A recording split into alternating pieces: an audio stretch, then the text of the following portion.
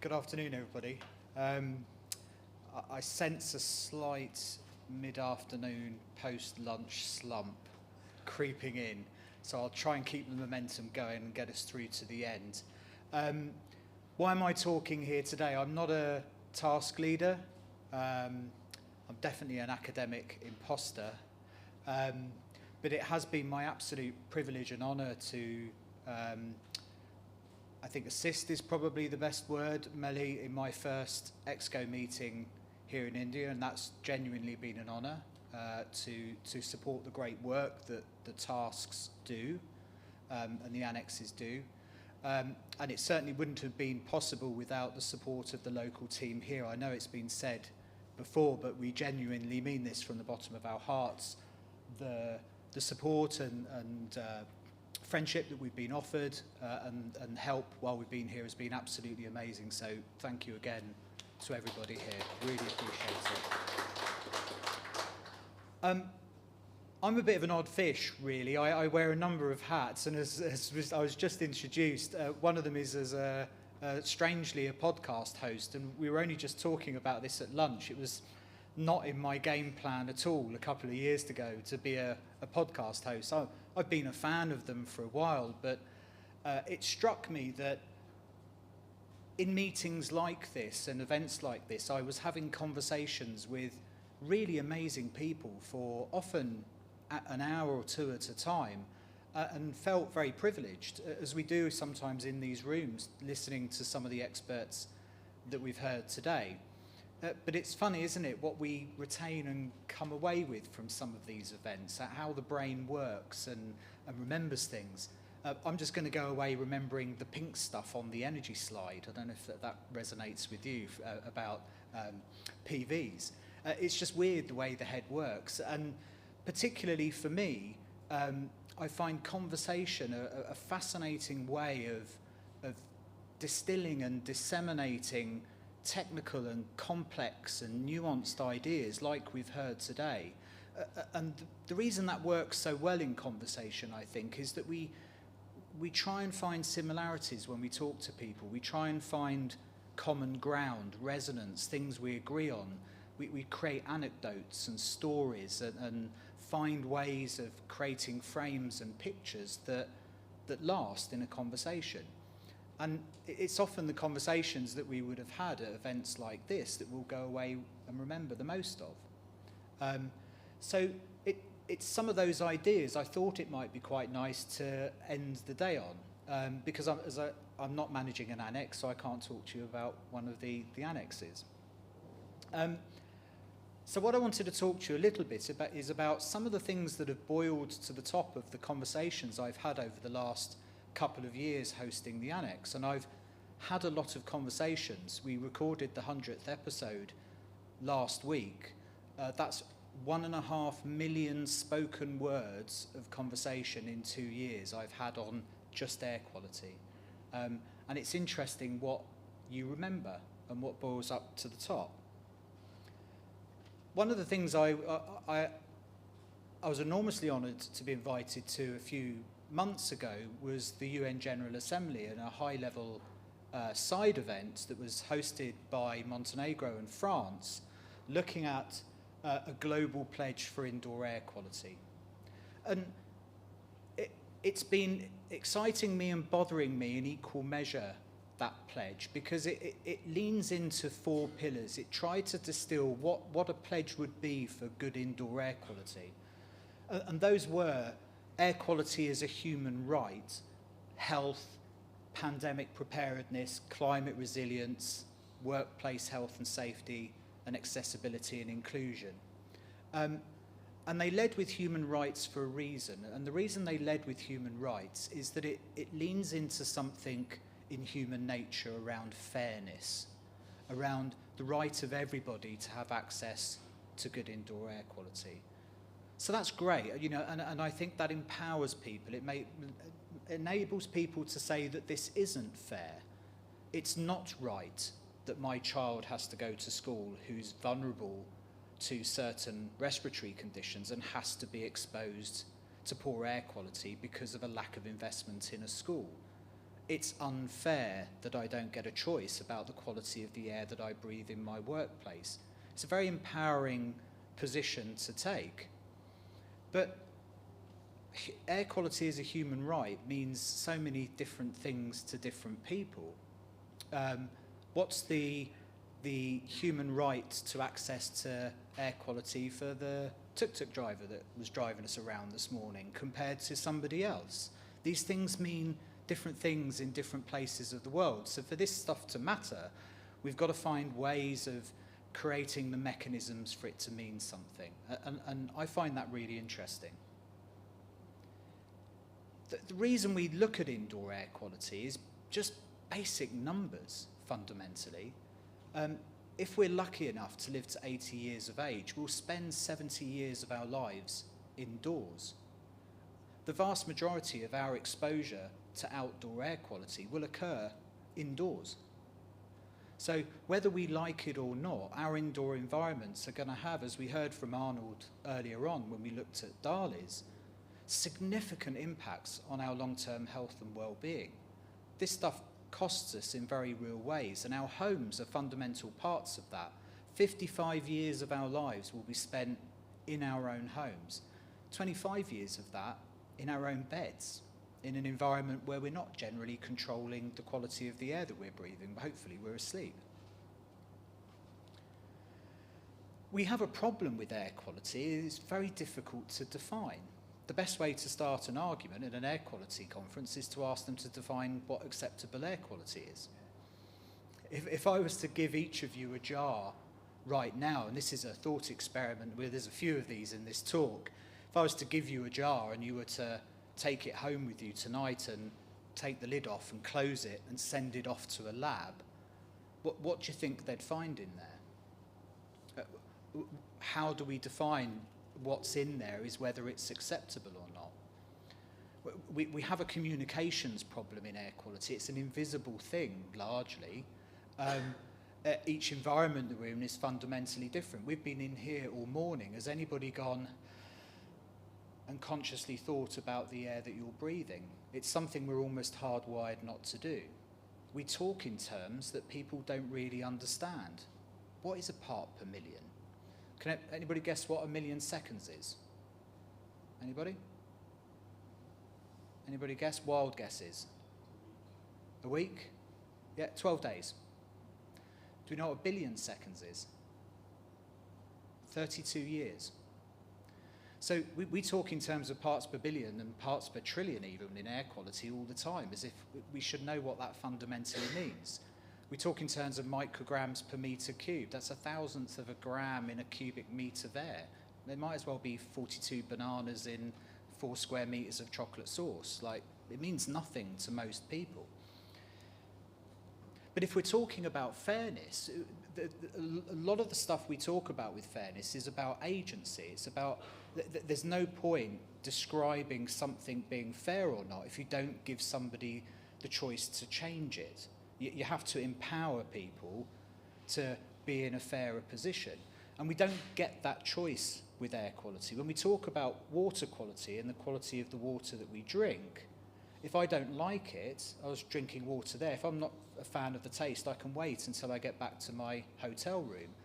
If I don't like the quality of the air in this room, it's not going to work out very well for me if I try and wait until I get back to the hotel before I take a breath. That choice isn't available to us. Much the way it's not available to us in a lot of the rooms that we're in. Nobody gave us a choice about the quality of the air in this room. There's nothing in here to tell us what it's doing. It's making some noise. I'm sure some of you are a bit too cold, others of you will be a bit too hot, but air quality isn't something that we're given control over on a controller. And the same goes for the homes that we live in. These choices aren't presented to us in labels in the same way that we might get a choice of the type of home that we might like to buy in certain parts of the world. And all of this is a moot point if those choices aren't available to you anyway. If you're in fuel poverty, or you're in abject poverty, or you're in housing poverty, the quality of the air that you're breathing is so far down the list of battles that you need to fight that day that it's not something that is a choice necessarily. So we have to be able to present these choices to people in a way that's actionable to them and provides them with agency. And that's been a real theme of the last couple of years, is this idea of fairness and equity and agency when it comes to air quality. And I think that's really interesting when we talk about the environmental sciences and building sciences more generally, is how we build our built environment to counter those things. This stuff really matters, and this is another theme that's come up time and time again. The quality of the air that we're breathing as human beings is the largest single environmental risk that we face by a long way. The cost to human civilization is almost but not quite incalculable. But even if we take a single disease like asthma, a disease we know is significantly exacerbated by poor indoor environmental conditions, in the UK, close to 5.5 million people suffer with that disease. It costs the States, the United States, close to 80 billion annually just to their US economy, just because of asthma. 30 to 50 million people in Europe live with the disease. That's nearly 10% of all Europeans.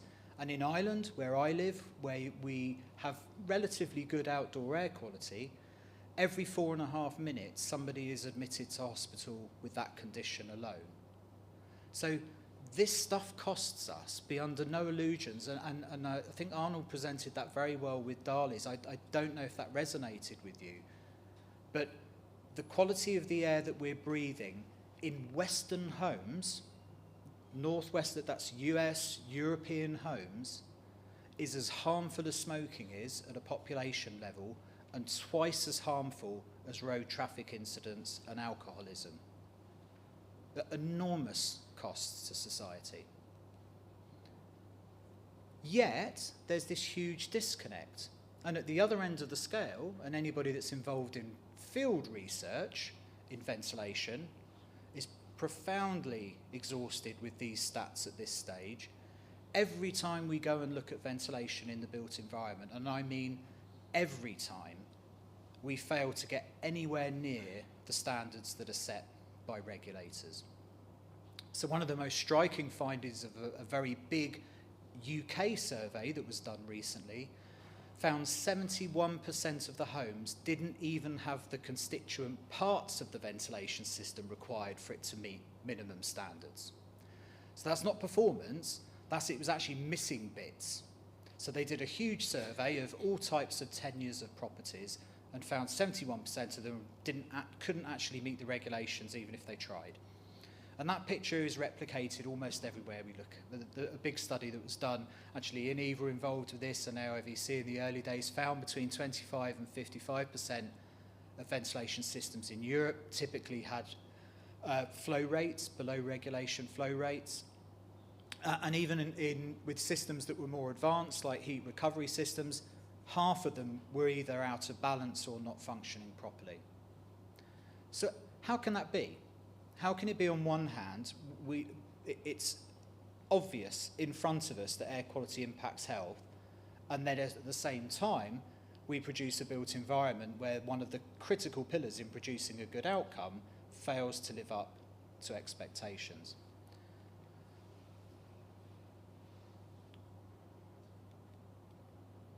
Well, there's a few reasons for this, and these come up very regularly in our conversations. We don't think about the impacts of indoor air quality on our health well enough. Those straight lines haven't been drawn to certain pollutants, to certain health outcomes, and the work that we're doing with harm intensities will make a big difference to that. Up until recently, it's been fairly expensive to see the quality of the air that we breathe, but that's changing. It's not beyond the realms that every room like this can have a small screen in it that tells you exactly how that space is performing. Much the same as I see a thermostat on the wall, there could very easily be an air quality monitor on the wall as well. But the big problems is with assumed that because standards exist, somehow the supply chain's going to deliver. We've just assumed that when we ask for a fan to be put in a bathroom, or when we ask for a ventilation system to be put into a house, or we ask for a window to be replaced, that if ventilation is asked for, that what we get works. And we should know by now that that's not how construction works. And that's a gap that we're trying to close very quickly. And a lot of the work that you see in Europe is about third-party and independent inspection of ventilation systems to be sure that when we've asked for something, we've got what we paid for. Because at a fundamental level, this is a consumer protection problem. We're not getting what we've already paid good money for. And that is not on us. We need to just ask tougher questions. So one of the really interesting things that I just wanted to finish with a couple of ideas as examples of how you take what is quite complex and nuanced ideas and try and communicate them in ways that resonate with people. One of the conversations we had not so long ago was about the impact on air quality on health. One of the challenges we have is trying to get people to recognise that the air that we're breathing every single day is having an impact on our long-term health. But it's a problem we seem to be able to mentally kick down the road. So the conversation went a little bit like this, and this is the thought experiment for you. Imagine for a moment there's a fabulous ventilation system on every single roof, on every single building. We can hear a ventilation system here working away. Let's just imagine for a moment that it's doing a brilliant job, right? And every single one of those ventilation systems on every school, every home, on top of this room here, in our hotel, had a filter on it. And that filter was great. It was pulling all of the pollution out of the air, okay, capturing everything that we wanted it to do. 24 hours a day, 7 days a week, 365 days a year. All the particulates with all the heavy metals and the gases and the chemicals and the viruses and the bacteria, everything was being captured. It was brilliant. But there was a small catch. Instead of this pollution being held in a filter to be replaced, it very cleverly piped that pollution directly into the water system. So instead of capturing the pollutants and being able to be removed, it was piped into the water systems of the property. 24 hours a day, 7 days a week, 365 days a year. And there's nothing you can do about it. That's just the way buildings work. The water that you've been drinking, the water that you've had, your food was prepared in, the plates that your food was served on were washed in, the water you gave your kids and that you bathe your kids in and that you have a shower in tonight, all of that water was polluted by those amazing ventilation systems. But that's just the way it is. You'd be outraged, right? We would be incredibly nervous about almost everything we did with that water. And what could you do about it? Well, the only thing that we can do about it is remove the pollution from the air before it gets captured by those ventilation systems. The problem we have is there is a system like that, and it's called us. 24 hours a day, 7 days a week, 365 days a year, from the day that we're born until the day that we die, our lungs very efficiently capture all the pollution in the air that we breathe every day of the week and pipe it into our water system, our bloodstream. And those pollutants travel round to every single system and organ of the body, and that's what's causing the single biggest environmental risk to the human species. That's just the way it is. That's just the way that we're made. There's nothing we can do about it. So we should be outraged, and we should be doing something about the quality of the air that we breathe, because we can't fix the system. I can't go up into my lungs and change the way they work. They will continue until the day I die, absorbing every pollutant that I come into contact and am unlucky enough to breathe into my body. It's these kind of pictures that we can create for people that take what is a very complex political, medical, public health problem and condense it into language that people can start getting concerned and outraged about. And that conversation was one of the conversations that lit up the conversations around the podcast more than anything else this year. This idea that of trying to change the way, the narrative, how we describe how we're at risk for the quality of the air that we breathe. I'll just finish on another one, and that is the business case. We want to convince people to improve these buildings, to remove these pollutants from the spaces we're in, and often these things boil down to money. Who's heard of the 330-300 rule? Anybody in this house? Yeah. So this is this real estate idea about where the money goes in a business. And quite simply, it goes like this. If you look at the cost of doing business, about 1% of your cost is tied on energy. About 9% on it is on rental, is on the real estate, and about 90% is on staff costs, on wages, salaries, education, training, absenteeism, bonuses, you name it. We spend an enormous amount of money, an enormous lot of people, and the conversation in this room is about the energy aspect. We will try incredibly hard and throw an awful lot of money at buildings to eke out 20% energy savings, 30% energy savings, of 1% of the cost of that business. Yet we know, through research, as light as it is, and as arguable and contestable as it is, that possibly around 10% improvement in productivity could be gained from access to better air quality in a building. So even if you're wrong, even if it's only 5% or 4%, if that's being applied to 90% of your cost of a business, that can have a huge impact on the bottom line of that company. So when you start presenting that in that kind of a way to people that are making the decisions about real estate, you present another choice to them. They don't have to do it out of the kindness of their heart and the thought of people breathing bad air, that at some level this makes an impact on the bottom line. And this 330-300 rule, or the 99-1% rule, has been one of the most well described and one of the biggest levers we've had in commercial real estate in improving indoor air quality, because it resonates so heavily with the people making the financial decisions.